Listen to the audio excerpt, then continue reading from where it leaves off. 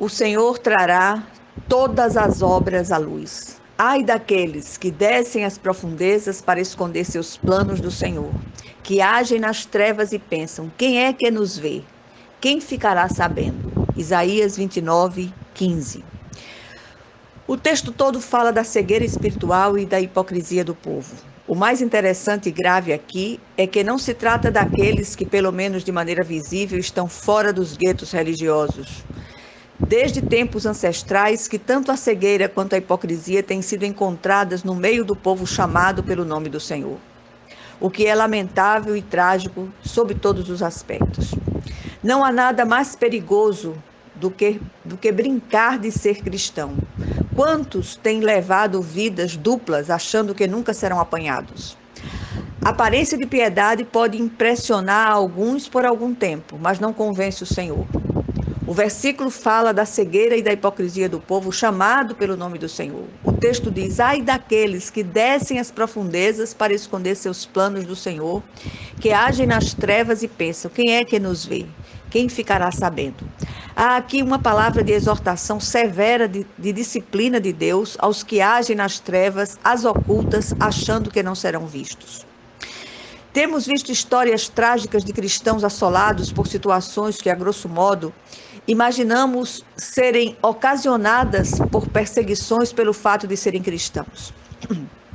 Ao chegarmos mais perto, descobrimos a colheita das sementes malditas plantadas às ocultas.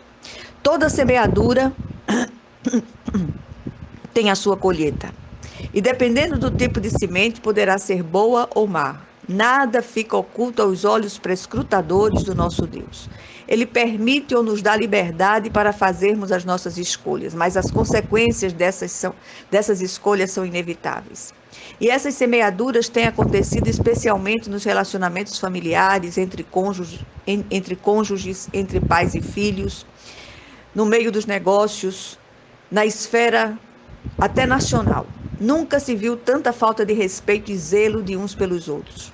Outro dia li uma frase que desconheço a autoria, apesar de que muitos a reclamam para si, que traduz o que estamos tratando aqui. Diz assim: não adianta culpar o vento pela desordem se nós deixamos as janelas abertas.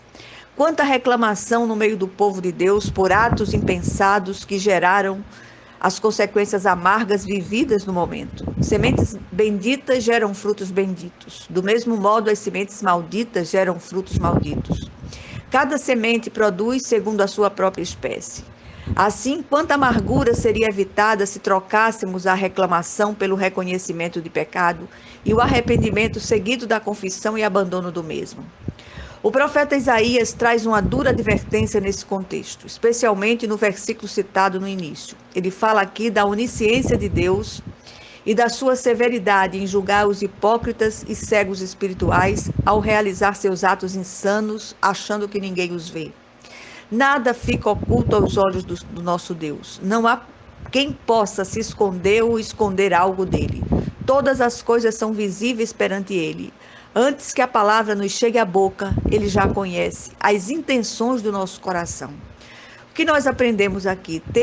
Tempo de esquadrinhar os nossos caminhos, como diz o profeta Jeremias, e voltarmos ao Senhor.